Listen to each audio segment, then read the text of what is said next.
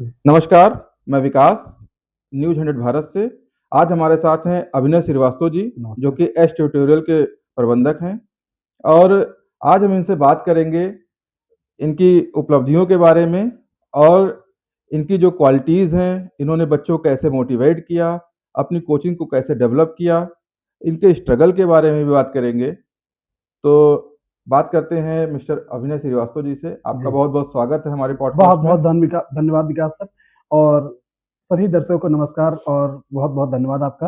मैं अभिनव श्रीवास्तव पिछले कई वर्षों से मैं एस ट्यूटोरियल नाम की कोचिंग अपने सुल्तानपुर में चला रहा हूँ और बच्चों को पढ़ाई के साथ-साथ हम उनके डर, दबाव और उनके जो सपने हैं, उनका पूरा कोशिश है, मेरी पूरी कोशिश है कि उनके अंदर कोई डर ना रहे, कोई दबाव ना रहे और इन डर, दबाव को दूर करते हुए उनके सपनों की तरफ उनको लेके चलना है। आप ये बताइए अभिनव जी अभिनय जी सॉरी कि जैसे आपने जब कोचिंग स्टार्ट की, जी, तो जी। उस समय का कुछ स्ट्रगल बताइए क्योंकि आपकी एज अभी बहुत ज़्यादा नहीं है जी, जी। और उस समय आपके साथ क्या रहा? कैसे आपने कोचिंग को स्टार्ट किया? हाँ, तो मेरा एडमिशन केनाई में हुआ जी, और केनाई में क्योंकि हम जहाँ रहते थे वहाँ से आने-जाने में ₹5 आना और ₹5 जाना लगता था। जो कि मेरे घर वाले पूरी तरीके से विरोध पे थे कि मेरा अपोज़ कर रहे थे कि आपको केनाई में नहीं जाना है, आपको जाना है गणपत सहाय में, सुल्तानपुर में जो है। क्योंकि वहाँ पे आपको रेंट नहीं देना पड़ेगा, किराया आने-जाने का नहीं आने लगेगा, किराया पैदल आप जा सकते हैं। बिल्कुल, तो भाई परिवार का सोचना भी सही था क्योंकि उनकी उस समय की स्थिति कुछ और थी। हमने कहा नहीं मैं केनाई में ही एडमिशन कराऊँगा। कुछ मेरे दोस्तों ने केनाई में एडमिशन कराया तो उन्हीं के साथ हम भी चले गए। केनाई में जब एडमिशन कराए तो वहाँ से ₹5 आना और ₹5 जाना, फिर मेरे लिए मुश्किल का वक़्त आ गया कि मैं ₹5 दूँगा कहाँ से? फिर मैंने क्या किया एक ₹300 का ट्यूशन पढ़ाना शुरू किया, होम ट्यूशन और जब वो ट्यूशन पढ़ाया तो ₹300 वहाँ से मिले तो मेरे जुगाड़ हो गया एक तरीके सा कि किराए का कि जुगाड़ किराए हो का गया। जुगाड़ हो गया। फिर क्या होता है कि और भी खर्चे हैं, बीएससी कर रहा हूँ तो कहीं प्रैक्टिकल फाइल है, कहीं कुछ है, तो कुछ ना कुछ खर्चे लगे रहते थे। हमने क्या किया एक ट्यूशन एक और पकड़ा। ट्यूशन और पकड़ लिया। ऐसे करते-करते जर्नी शुरू होती है और 2015-16 तक ये मैं लगातार पढ़ाता रहता हूँ। बीच में तैयारी भी किया, पढ़ाता रहा, पढ़ता भी रहा। तैयारी भी किया लेकिन मेरा सिलेक्शन कहीं न कहीं बैंक में 1 नंबर से 2 नंबर से मैं चूकता रहा, नहीं हुआ। और पढ़ाई के जब पढ़ाते वो क्या होता है, लगातार 7 से 6 से 7 वर्षों से पढ़ा रहा था, तो मेरे एक कॉन्सेप्ट जो है पढ़ाने का, वो क्लियर हो चुका क्लियर हो था, चुका था। कि अब मैं बहुत अच्छी चीज़ों को एलैबोरेट करके समझा के अंडरस्टैंडिंग बच्चों के अंदर डेवलप करने की मेरे अंदर कैपेबिलिटी आ चुकी थी। फिर मैं वहाँ से 2015 में एक कॉपी उठाता हूँ और कॉपी में उठाने मैंने कोचिंग 2015 में ही सोच लिया था कोचिंग खोलनी है। अच्छा 2015 में आपने सोच लिया था कि आपको कोचिंग डालनी है। कोचिंग डालनी है। फिर लेकिन मैं वहाँ पे पूरा जैसे सीट कितनी लगेगी, बेंच कितना लगेगा, मैंने एक डायरी में सब कुछ नोट किया। जी, नोट होने के बाद क्या करता हूँ, जब मैंने उसे खर्चे पता किए मार्केट में, पता लगा कि वहाँ पे कम से कम 80,000 से 1 लाख रुपए का खर्चा है। फिर तो हमारे पास पैसा ही नहीं थे, हमने कोशिश की लेकिन कोई मदद कहीं से नहीं मिली और वो डायरी उठा के हमने एक अलमारी पे रख दी और वही नाम रखा था editorial your child's future begins here, यही टैगलाइन भी थी। अच्छा एस ट्यूटोरियल का मतलब क्या है? एस से क्या है? एस का मतलब है सुल्तानपुर ट्यूटोरियल्स। अच्छा सुल्तानपुर ट्यूटोरियल के नाम से के नाम से। सुल्तानपुर ट्यूटोरियल नाम से हमने खोला है और वहाँ से जब 2015 2016 में फिर हम सेंट जेवियर्स स्कूल में पढ़ाए, 2017 में फिर हमने एसके प्रेसिडेंसी में पढ़ाया। 2017 से लेकर 2018 तक जितनी भी सैलरी मुझे एसके प्रेसिडेंसी पब्लिक स्कूल से मिली एज अ मैथ टीचर, वो सैलरी हमने अपनी बैंक में रखते रहे और वो शाम को होम ट्यूशन पढ़ा के किसी के घर जाके कुछ बच्चे घर पे आते थे पढ़ने, वहां से पढ़ा के पूरा घर का खर्चा और सिस्टम जो है मैं अपना खर्चा मैं देखता था। मतलब और जो आपके स्कूल में जहाँ पे आप पढ़ाते थे, जिस भी स्कूल में आप पढ़ाते थे, जी जी जी वहाँ से जो आपका खर्चा आता था, उस हाँ, खर्चे को आप कलेक्ट करते थे। जी जी बिल्कुल सेविंग उस जाती थी। सेविंग में जाती थी कि हाँ हमको कोचिंग डालनी है। हाँ पहले कोचिंग से प्री प्लान्ड प्री होके प्री सारी प्री चीज़ें प्लान करते था थे। हाँ, क्योंकि 2015 की डायरी से पता चल गया था कि कोचिंग में कितना इन्वेस्ट होना है। इन्वेस्ट होना है। तो हमने वहां से क्या किया 2018 में फिर वो हमने निकाला और 2018 में हमने कोचिंग डाली। तो आप समझ सकते हैं इनकी जो सफ़र रहा है, कैसे इन्होंने स्टार्ट किया कोचिंग का। तो काफ़ी जी जी जी दिलचस्प रहा है कि आपने अपने कोचिंग को डालने के लिए पहले स्कूल में पढ़ाया और स्कूल्स की जो इनकम आती थी उसको ये सेव करते थे और उसके बाद सेव करने के बाद तब जाके इन्होंने कोचिंग का निर्माण करने के लिए प्लानिंग करी। जी जी वहां से फिर टीचिंग का क्षेत्र मेरा और बढ़ता है, लोग जानते हैं समझते हैं। फिर वहां पे 2020 आता है।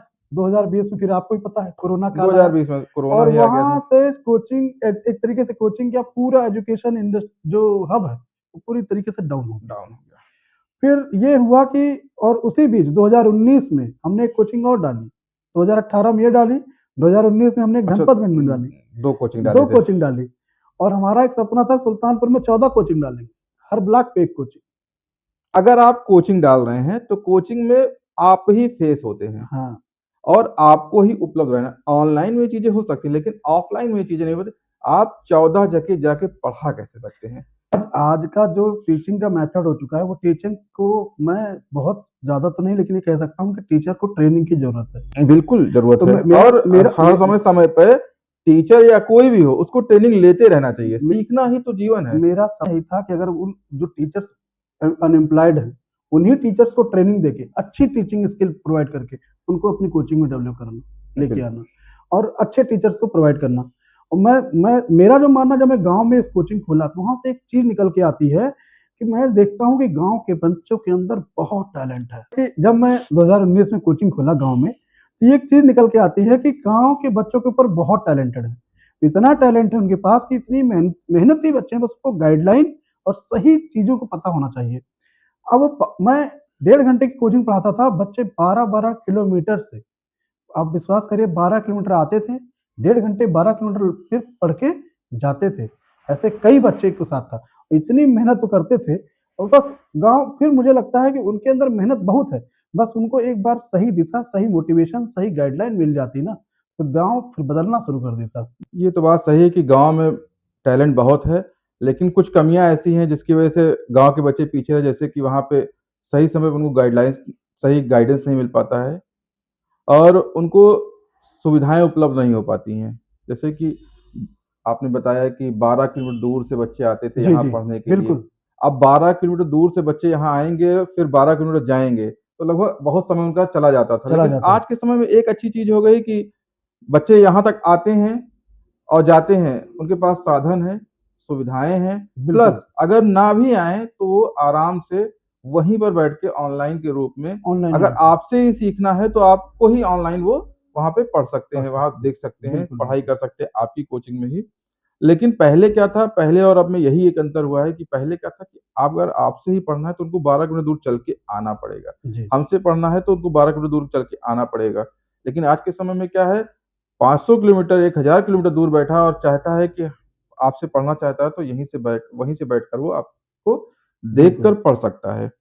तो ये सुविधाएँ तो हुई हैं पहले से ज़्यादा और अभी बोर्ड के एग्ज़ाम्स आ रहे हैं, जी, जी। तो क्या कहना चाहेंगे बोर्ड के बोर्ड एग्ज़ाम? के एग्ज़ाम्स जो नेक्स्ट मंथ में स्टार्ट होने वाले हैं 10th और 12th के जी, और लगभग सभी यूपी बोर्ड से लेकर सीबीएसई बोर्ड जितने भी बोर्ड्स होते हैं, वो 12th में फरवरी के नेक्स्ट मंथ में ही आपके बोर्ड के एग्ज़ाम शुरू होते हैं।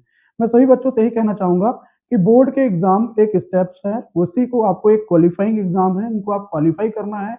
इनको बहुत ज़्यादा प्रेशर अपने ऊपर नहीं लेना है क्योंकि एग्ज़ाम आप इम्पोर्टेंट हैं, एग्ज़ाम इम्पोर्टेंट नहीं है। परसेंटेज कितने आते हैं डज़न्ट मैटर और बस आपको बोर्ड के एग्ज़ाम्स ये सिखाते हैं कि बोर्ड के एग्ज़ाम ये सिखाएगा कि आपको 4 घंटे, 3 घंटे कैसे लगातार किताबों के साथ बैठना है।